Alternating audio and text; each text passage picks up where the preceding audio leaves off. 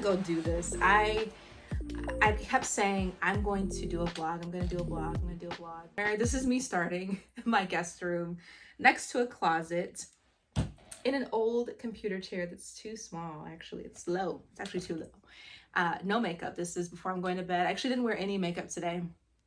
I'll probably be another conversation about how I've been trying my best not to wear very much makeup. And one of my hacks, they're very dirty. I wear, and my nose is red. I don't know why. You can see my ring light. You see that? That's my put glasses on, and it hides my bags because in my nose, it doesn't hide how red my nose is, but we're not wearing makeup tonight. We're not doing it. It hides bags and things. So if you can ignore my ring light, and these are some cheap ones that I bought off of like Amazon or something like that. I bought off of Amazon, I'm pretty sure. Anyways, do this. They sip and talk, and we sip and we talk and we chat. Just open up some boxes. So one of the things I've been doing a lot of research on and trying to, I'm gonna stop kicking that. Let's move. One of the things I've been doing a lot of research and studying on is trauma and how trauma affects people, what it is, and I guess a little bit about my background, since I haven't told too much other than what's in my intro. I have been through a lot in my formative years, my childhood, young adulthood.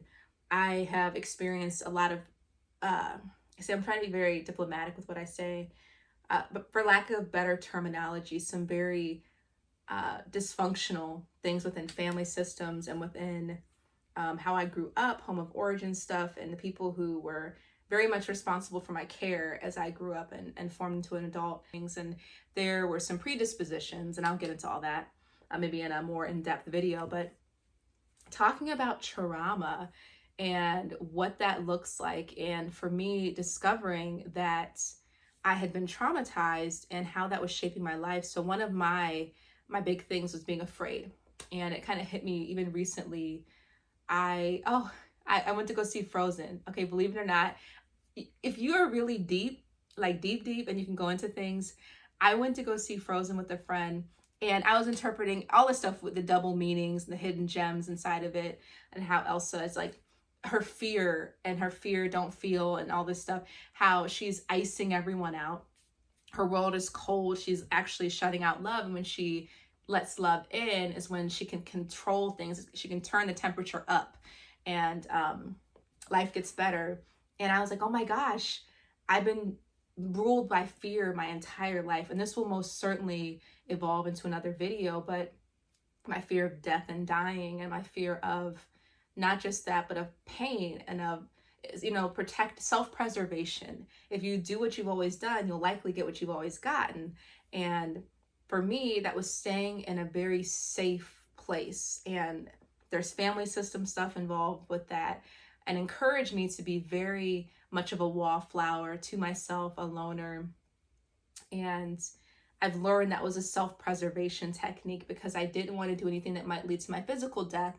And there's spiritual things involved in this, but something that would lead to my physical death and then my soul death, and would lead to my eternal punishment or torture. I became very much a hypochondriac. I had a very psychosomatic things going on. And I will say in the past 8 years, I have worked very hard in therapy and getting counseling and challenging these beliefs and these ideas, and facing my fears head on. And, the natural ways we have to face our fears is when you're over 25, you're in your 30s, you're in your 40s, 50s, 60s, you're going to have to face some of those fears that you are not 21 anymore. You're not 15 anymore. You're not 16. You're not 10.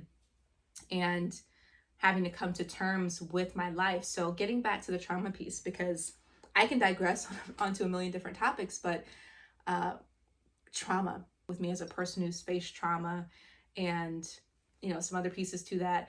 But what I read and what I heard was that trauma is when a situation, an event overwhelms your body's natural ability to cope.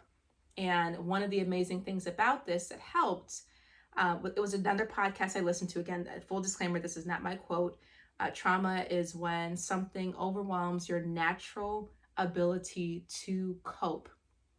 And it can be in the form of not being able to find safety, not being able to get shelter, not being able to get help, being, we think of abuse, but also neglect, things of omission and things of commission, things that may have been done to you that overwhelmed your ability to cope, but things that did not happen that needed to happen for you that overwhelmed your ability to cope. And for me, that was a lot of stuff. And as a highly sensitive person, which that's not a diagnostic yet, I don't believe, as a highly sensitive person, I had a lot of things overwhelming my ability to cope. Not only my fear of death, my fear of punishment, of torment was overwhelming me, and my fear, things happening within the family. I just was never confident that there was going to be a person there for me. And I was always believing that trouble was coming, and love was going to be taken away in different ways. So I think that definition is helpful. It's useful to understand and unpack. Oh my gosh, yeah. So this is why twins, same home, same environment. But again, twins are different. They're different. And one of the ways that they can be different is I can go through something, and my brother, for instance, he's not affected. He's not my twin. We're Irish twins, but something we both went through, it traumatized me. It didn't traumatize him, but we went through the same thing at the same time. I was there because trauma is very unique and individual. My capacity to have handled something, not to say I'm weaker or stronger in any way, but my capacity for a particular event based upon maybe my genetics, my makeup, who I am, it got maxed out, and I had no way to process that, and it's internalized as trauma. But for him, maybe this situation maybe was a little traumatic, but it didn't overwhelm his system to the point that it did with me. So getting to that place where I'm like, whoa, I understand that resonates. So, some people are in car accidents and they can't drive a car again, or whenever they come to a red light and turns green and they pause for 10, 15, they can't move because they got hit in the side, they got fishboned or whatever by a car, and they never were the same, or they got completely hit by a semi or a fire truck racing through, whatever it might be. Another person might have been into a car accident where it was totaled. They were in the hospital and they are not traumatized. It doesn't matter how individuals may perceive different events. We can all perceive something differently. You can walk away traumatized. I can walk away and go get an ice cream cone and be fine. And that's what we have to understand, is when someone's going through that, it's a very complex system, and it's unique and individualized. And at least this is for me. And what I will always say with these things, just consider it and take it or leave it. If this is not resonating with you and true, that's fine. But I think it will help some people validate their feelings, because it's very easy to invalidate, because someone else, they might have been in a plane crash and we immediately think, oh my gosh, how horrible. And someone else might have been like on a bike and got nicked by a car, and now they can't ride their bike on the streets. And you're like, man, that wasn't traumatizing. What are you talking about? But for them, it might have been. And it's just being able to understand and recognize and validating people's experiences. You don't have to be traumatized to have your feelings validated. This is beyond trauma. This can be as simple as, and this goes into a podcast I actually did on someone I'm sorry I'm saying so much. A podcast I did where I talked about how people can invalidate your feelings when you say something to them and you say, wow, this really hurt me. I feel really, this didn't sit right with me, or that really made me scared or uncomfortable or sad. And someone's like, that's not what that does. That's not even scary. And sometimes your friends will do you like this in a kind of joking, loving way. But I did have a friend do this to me at one point, and I feel like I've had a couple of friends do this, and I have to go regroup, because it takes a lot for me to open up and be vulnerable. And when you are vulnerable, and Brene Brown will talk about this all day. I know a lot of us are familiar with her. She's a very amazing, for those of us who don't know who she is, she's an amazing researcher. She researches things like love and shame and relationships, and she's very brilliant. And a lot of her work focuses on shame.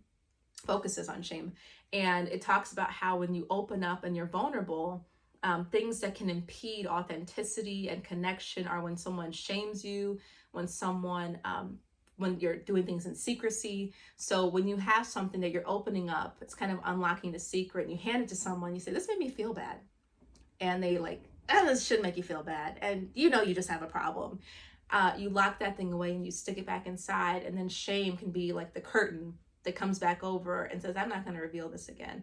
And then that becomes, it magnifies. You're not really dealing with it. So I feel like when people talk about their trauma and their feelings, we need to start being more open and validating that Okay, you lost your pet. In today's society, some people don't see a pet on the same scale as a child or a parent or a different loved one. I have a pet and I would be devastated if she passed away. So it's like, some people, you have to validate that feeling, the loss of a pet, even though you may not get it, you may not be a pet lover, validate that for them and say, okay, that's got to be hard, in sincerity. And if it takes you thinking about someone or something you love and it being gone for you to relate, get there, go inside and share that. Be empathetic if you're able to.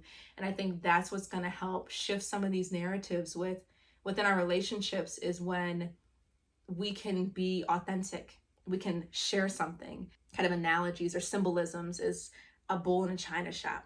And I had a friend ask, like, what do you mean, like a bull in a china shop with your feelings?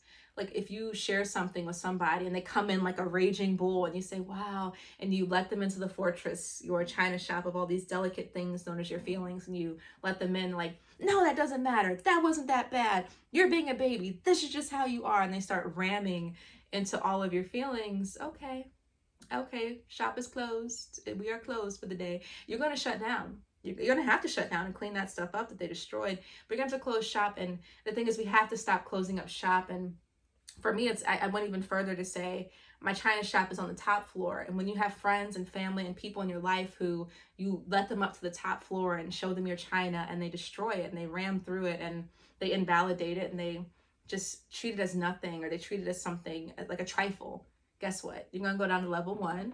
And this is where people might come in my living room. They come in this space. You're not going to come up to my china shop. And that's a good thing to do. You have to find people who are safe, who you can take up to that room, and it's a safe place for them to be. It's safe for them to walk around into this inner sanctum, I call it, of your feelings, and safe places and safe people. I feel like that's a book. Another good recommendation that's getting a lot of buzz right now is The Body Keeps the Score. And I believe it's a psychologist or psychiatrist. He talks about how he learned about PTSD, working with veterans and things like that, what we know. But he goes even deeper. It's a very thick read. It's very analytical, scientific, and it's heavier reading, but it's worth doing to understand if you want to really unpack some of these things related to trauma. And as always, I'm a huge advocate for therapy, counseling, and being authentic is important. So my tea is getting cold. It's lukewarm. So thank you for joining me for this episode, and welcome to the journey. I missed. Welcome to my channel. Please like, comment, and subscribe. And I hope I can make those things like pop up all fancy like the videos do. But thank you for joining me, and have a lovely night. I'm not going to miss this time.